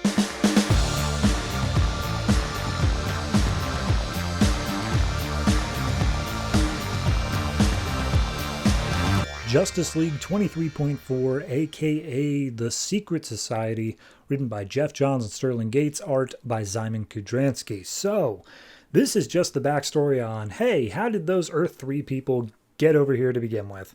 So we open up with narration from the Alfred Pennyworth of Earth 3, and he says, yep, nope, Owlman and I, we've got a secret. You'll figure that all out eventually, but regardless, we came from an Earth where everything's opposite. Sun sets in the east, rises in the west, all the continents are flipped, and of course morality is flipped as well.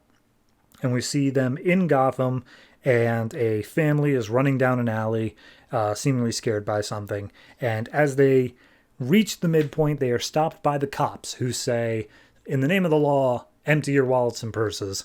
So they start opening up for the cops when all of a sudden some people start firing on the police. I'm not exactly sure as to who. I don't think we get an answer.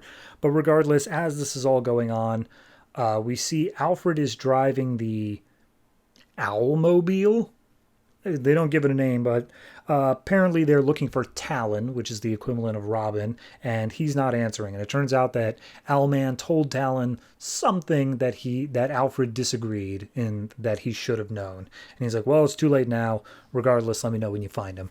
So Owlman jumps into the fray, and Alfred explains, yeah, this is Thomas Wayne Jr. He became Owlman when I shot his parents in that alley that night, and ever since then he has craved control, absolute control, and he nearly has it over Gotham. But there are people who are trying to break the control, who are trying to free the people of Gotham from his grip, and one of those people tonight is the Joker. And the Joker in this regard is being hunted by Owlman and the police, and he's like, oh, all right, well, the fuzz are here. So there's a bunch of like helicopters involved, there's tons of stuff going on here, and we see that multiple people are being killed in this gunfire. The cops have no regard for human life because, again, they are evil in this universe, and the Joker's like, too many lives have been cut short in this fight between us. It's too much. So Owlman lands. It's around Christmas time, apparently, and there are some boxes in the shape of a human body on the ground. And they're still talking about Dick, still saying like, oh, Richard, Talon had his parents killed apparently by Owlman or something closely related, where Owlman was the one pulling the trigger. And Owlman let him know, said, yes, I did this. And that's why Talon left. Either that or he was killed by the Joker. Honestly, unsure. So at this point, he opens up the boxes. He sees that Talon has been dismembered and all cut up, and Owlman's like, "Oh, Joker, you've done this." And he's like, "Yeah, I did." And he's like, "Oh, I'll kill you for it." So Joker sneaks up on Owlman, and as he's about to attack, we see Alfred standing behind with a shotgun, shoots Joker's hands off. And he's like, "Oh, is that what I think is in those boxes?" And he's like, "Yeah, it's Dick." And Alfred questions where Owlman was in all this. Turns out he was sleeping with Superwoman, because that's a thing you're going to have to get used to. And Owlman's like, it's his fault for getting caught, though. It's all his problem. This is on Dick. This isn't on me. So at that point, Joker fires off his acid flower onto Alfred's face. And Owlman freaks out. He's like, "Alfred, Jesus," and he basically beats the crap out of Joker. But as he sees Alfred, turns out it wasn't acid. It was actually Joker toxin. And he starts laughing uncontrollably. His skin starts going paler. He's turning into the Joker. And Owlman comes over to Joker. And he's like, "What'd you do to him?" And he's like, "Oh, you can't control them anymore. Just like you couldn't control your own family. That's why Gotham suffers as they did." And he just basically lifts Joker up, drags him over to the edge of the building where there's a helicopter nearby, and throws him into the blades of the helicopter. And at that point, he makes his way back over to Alfred. And he's like, "All right, look, with Talon gone, I'm going to need your help. I trust you more than most people, so whatever." And he stabs him with an antidote, which doesn't completely heal him. It's just to mostly fix. He's still pale and still laughs occasionally, but he is at least better. And Alfred's like, "You shouldn't trust anyone, Master Thomas." So at that point, we see the cops, I guess, are attacking Owlman because evil is evil to each other. So they all start firing on Owlman. He manages to throw some grenades and stuff up at the choppers and starts taking them out. And as he's fighting them, Ultraman calls him up and says, "Hey, I don't know if you've noticed, but the skies have gone red, and we need your help. Something new is coming and attacking the planet, and we need your help." So at that point, 1 week passes. We see that Atomica and Alfred are the only ones that make their way through a portal to Earth Prime, Earth Zero. And Atomica is just like, "Okay, well, my loved one, Johnny, he's still stuck on the other planet, so I'm going to get him over." Meanwhile, Alfred, now taking the name of Outsider, has started looking into the superheroes, and we see him setting up the plot to basically open up the portal to get Thomas and the rest of the crime syndicate over here. So he begins setting up he sets up the secret society of supervillains, readies them for Owlman's arrival. But when they arrive, of course, Dick Grayson is still alive in our universe, and it turns out that Owlman wants to try to convince him to join their cause, to be his new Talon. And Alfred is like, "I should have killed Dick Grayson in this universe before he came over. I can't believe that Owlman is so weak as to feel guilt." And says to be continued in Forever Evil #2. So this is main plot stuff. Makes sense. I mean, this feels like main plot sort of stuff. I like the fact, here's the thing. I was never really sure as to whether or not Earth 3 was a complete moral flip where bad guys became good guys and good guys became bad guys, or if it was just everyone was evil all the time. With the Joker trying to free Gotham and saying "Oh no, they'll never be under your control," it makes me think it's a moral flip, along with everything else being opposite. So I'm glad that I got clarification on that, at least. In regards to the story itself, it looks great. I love Kudranski's art. There is a problem of it's a bit too dark at times, and I'm having trouble, especially because these are all new characters, more or less.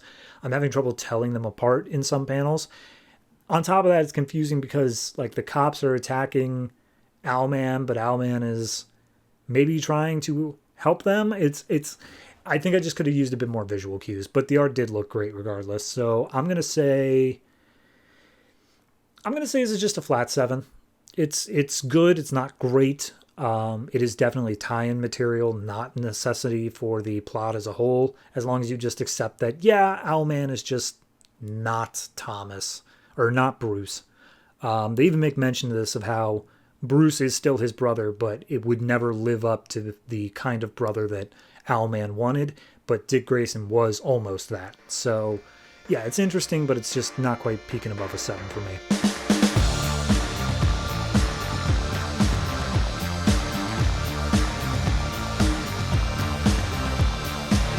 Justice League of America number 7.4, aka Black Adam, written by Geoff Johns and Sterling Gates, art by Edgar Salazar. So we get the backstory on Black Adam, and also what's he up to today besides, being dead in the pages of Justice League. So 4,000 years ago, Kahndaq, barbarian rolled in named Ibok the First, and he immediately just rolled over everybody in Kahndaq. And people tried to fight up, they tried to stand up, but the rebellion was just crushed, immediately. And all of a sudden, Black Adam showed up. And he started zapping and killing all of Ibok's men, until finally he came face to face with Ibok. And we see that whoever's telling the story says that Adam's wife, children, and nephew were all killed by Ibok's forces, even though we know from Justice League 21 that's not the case. But he steps up to Ibok, grabs him, and basically smashes his weapon. And he's like, oh, stay back. I rule this nation. And he's like, okay, yeah, sure. And he zaps him with a magical spell that turns Ibok into stone. And that statue still stands above the town square of Kahndaq today. And we see that there's this military man who's part of a group called the Sons of Adam. And he's telling this to a man named Amon. And he's like, Amon, it's true. All of it's true. None of it's a myth. That actually happened. We know that Black Adam can save our country now. And it's like, okay, well, where's Black Adam now? He's like, well, he was imprisoned by a bunch of evil gods, but he got out. He's free. So now we can save him or whatever. And Amon wants to know what good he is. Turns out he is a good translator. They have an ancient scroll that they need him to translate in order to get their plans to fruition. And the guy that's running is just like, yeah, okay, military's here, we got to go, but meet up with me outside of town tonight, and I will show you what's going on. Kahndaq's freedom rests on your shoulders. So Amon goes home, he tells his sister the plan. The sister is not for it at all. Turns out that the country of Kahndaq, America, has installed basically a puppet dictator that's just ruling them cruelly and in the interest of foreign powers, and neither of them are happy with it. The sister, however, prefers more peaceful methods. She's live streaming and out on Twitter and stuff, and he's like, yeah, that's great. They keep on giving you little thoughts and prayers, but that ain't good enough. Sometimes you need to take severe action to make something change. So he goes out and he goes to meet up with the Sons of Adam. We see her in the city square, live streaming again. She's like, yeah, the military hasn't dispersed us yet, so, things are going good. When all of a sudden this man comes in bloodied, and he's like, the military knows about the Sons of Adam. They're going to go take care of them right now. You've got to warn them. You got to use your live stream. And she's like, no, they don't have phones and stuff. It's super secret. I have to go out there and warn them, on foot. So she goes off running. We then see them out in the middle of the desert, and he starts translating the scroll. Turns out it's ancient Kahndaqi language. And he's like, is this it seems like this is a resurrection spell. What do you need this for? And they explain, well, back in the Shazam backup stories, Shazam showed up and killed Black Adam. And we saw in Justice League, 23, 22, something in there, that Shazam came and spread his ashes back here in Kahndaq. So his ashes are here. We just need to resurrect him. We can restore him back to full health. So we see the sister driving across the desert as he starts listing off the Book of the Dead. And he gives us the name of the gods that Black Adam uses. So we have Shu for stamina, Horus for speed, Amun for strength, Zehuti for wisdom, Aten for the lightning powers, Mehen for courage, and then you see the weather starts getting bolts of lightning striking everywhere, the wind's whipping up. The sister comes up and be like, hey, military forces are on their way, man, you got to stop. And just as he's about to say Shazam, he sees his sister there, and he gets shot in the chest by the military. So the military's here. They start opening fire on the men. The men start firing back. The sister is cradling Amon, saying like, "Oh, we got to get you to medical. We got to like take you to the hospital." And he's like, "No, just finish saying the spell. It's like really important. You just need you to say the magic word. Say the word right now. Come on, sis. I need you to do this." And the military advances on them. He's unable to do it himself. And so she screams out, "Shazam!" And Black Adam is reformed. And as he steps up, the military is just like, "This guy isn't real. It's a trick." And he tries to shoot Black Adam in the head. Black Adam does not take that kindly and immediately just tears apart the entire military. And the sister starts live streaming this, catching it all on her stream. And Black Adam, he stands above the sons of Adam. He's like, "Hey, who are you guys?" And like, "Oh, we're your followers. You're our master." And he's like, "You bow to no one. I'm not your master. I'm going to just work with you here. So let's go." So we see them leaving the sister and Amon behind. She seems to be pretty pissed off that her brother had to die for this cause. And we see some magical text bubbles saying, "Ah, yes, he has returned. Conduct's people will be free. The woman shall be the one," whatever that means. So we see back at the palace of Kondak, the military is trying to protect the dictator, saying Black Adam's on his way. We've got video footage of him. He's coming. And he's like, "It's stupid. He's just a fairy tale." And then all of a sudden the walls break down. Black Adam's standing there. He starts chasing after the dictator, just crushes his throat as he just keeps going on about like, "I am the king. You cannot depose me. You're nothing. You're nothing compared to me." And then Black Adam says, "You want the throne of Kondak that bad?" And he goes and he lifts up this giant stone throne and just drops it on this guy's head. And he says, "Here you go." So in the rubble, he sits on the throne of Kondak once more. And he says, "Kondak no longer has a ruler. I am simply its protector." And then all of a sudden, all the power goes out. We see a tablet that was sitting next to the throne lights up saying, "This world is ours." And Black Adam immediately crushes it in his hand. And he's like, "I just got done saying that people should not be ruled over. And then this happens. God damn it." So yeah, says follow him in Justice League 24. So this is definitely a critical tie-in. This feels like something that is a necessity to understand what is going to be going on in Forever Evil. I think it's very well written. I think it's very well done. Art looks great. I appreciate the idea that, there's this, he's a magical based villain hero, whatever, which side of that you're on. And there's a group that says, "Yeah, no, we're going to use magic to bring him back to life." And it makes sense. It doesn't feel like it's too outlandish. It doesn't feel like it's too much. The only thing I would throw at it is that he only died 3 months ago. It's not a lot of time has passed in between his death to being resurrected. So maybe that could have sat a bit better, but obviously that was the plan all along. In terms of score, if it delivers on the things that it's promising, I would say 8.5. If it doesn't, if it kind of just sputters out and this woman ends up not being worth anything to the story, or Black Adam's revival isn't actually that big of a deal, then I lower it down to just an 8, but it is still a very high quality issue. So I'm going to give it the 8.5. Just on standing right now, I think it's very well done. I'm definitely enjoying it. I think it's one of the better tie-ins to Villains Month we've had. So yeah, definitely earns it.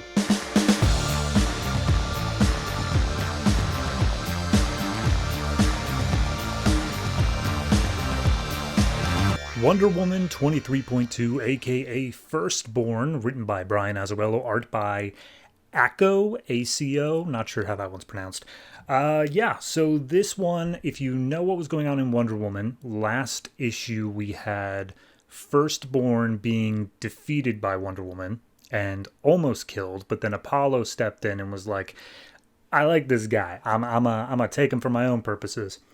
And so we basically pick up in this part of the story where there are 3 Hispanic women in Los Angeles They're spray painting a mural of some sort, and Apollo's just hanging around with them. And one of them points out to the back of Apollo's stretch Hummer that there's blood leaking from it. And he's like, oh, let's take a look at that, shall we? And he opens it up, and out tumbles Firstborn. And he's like, hey, yeah, this is my brother. I was hoping that you three ladies could tell me something about him. And it's like, we've never seen him before in our lives. And it's like, right. But I'm going to do a thing. And so he uses whatever god powers he has to turn them into the three witches, the oracles, you know? So they start telling the story of Firstborn. And I do have to say that this entire story is done via narration of these three women, but they still speak in like the same sort of like Hispanic urban setting. Like, you don't know what you're talking about. And it's so funny to read this whole thing in that style.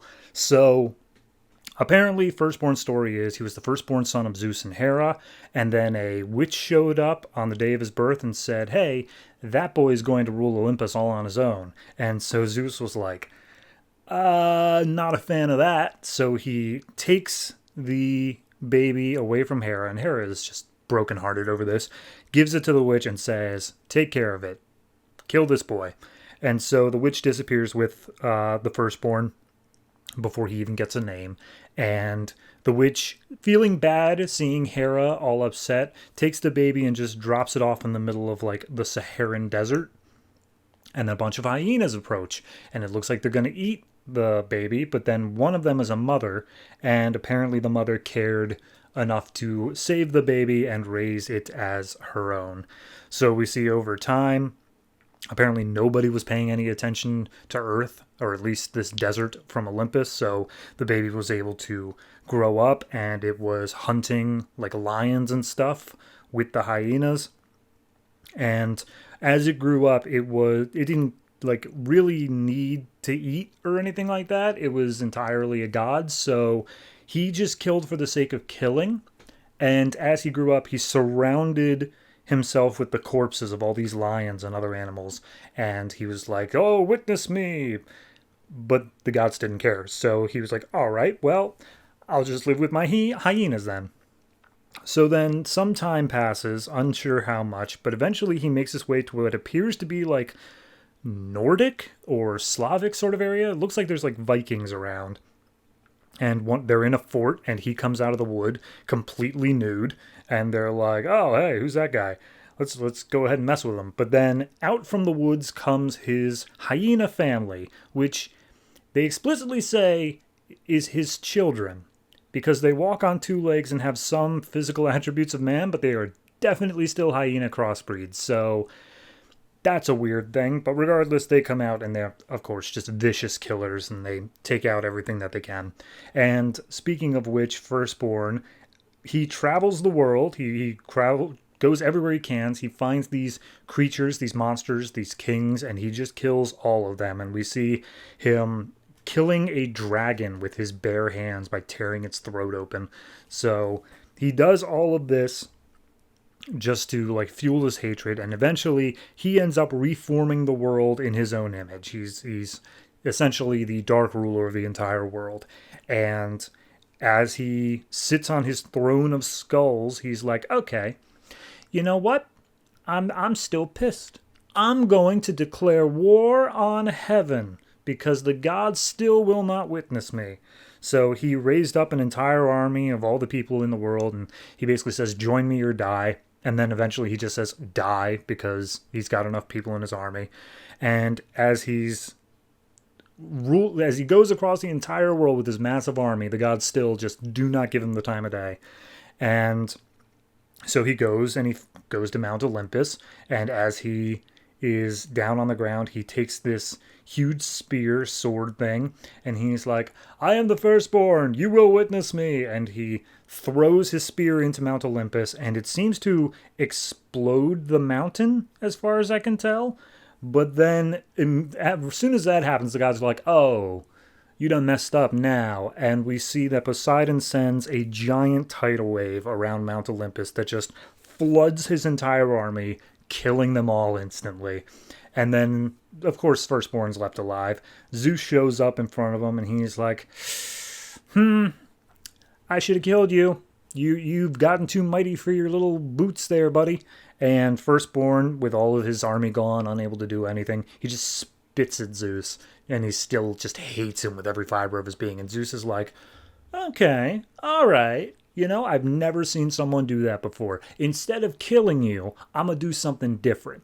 I'm going to bury you down in the middle of the earth, where it will take you like thousands of years to dig your way out. But I make you this deal, this bargain. If for any reason I stop being the ruler of Olympus, if I step down or die from my godhood, you can claim the throne. You might have to fight for it, but you have a claim to the throne. Okay? Now get down there. And he throws him down into the pit, and all the Firstborn is left is his hate and the idea of that bargain coming up. And yeah, it took him 7,000 years to climb out of the pit. And Apollo, hearing the story, he's like, yeah, it's really convenient that he managed to dig his way out just as I assumed the throne and Zeus disappeared. That's probably a story beat later. And they're like, whatever, we don't know. So Apollo's like, all right, well, regardless, I'm not going to let him take the throne, so I'm just going to use him for my own purposes. And he starts like hauling Firstborn away. But then the fates are like, whoa, hold on, Apollo. We're not done with you yet. We have yet to tell you the future. We see two silhouettes after a fire. The smoke is thick. There's only two silhouettes. One of them is yours. One of them is his. One of you is standing. The other one is burning. And there's a naked woman there, but she's too late to do anything. And Apollo's like, okay. And then immediately the fates say like, oh, by the way, the naked woman's your sister, bye. And then they incinerate. So Apollo loads Firstborn back up to the stretch Hummer, and he's like, all right, well, we're going to get to know a lot about each other, Firstborn. I'm looking forward to seeing what you know, but if you think you know torture, you don't know nothing yet. And he drives away in a stretch Hummer like a prick. So yeah, I like this. I think it adds a lot more to the Firstborn story. Honestly, it's kind of just Hercules, like the Disney version of Hercules, but they didn't want him back and he was evil. So I enjoy it. I think it's a fine enough issue. I think the framing device is also good. Like I said, I love just reading this where he's like, there's one line in particular where Zeus, after he spits on Zeus, he says, in the face of such hatred, Zeus was all, huh? Like he'd never seen something that he like that before. Kind of blew his mind. I just love that. That's great writing on that end. So I'm going to give this one, I'm going to give it an 8. While the story itself may be a little bit basic, I think it's perfect for the character, and I really like the way it's told. So 8 for this.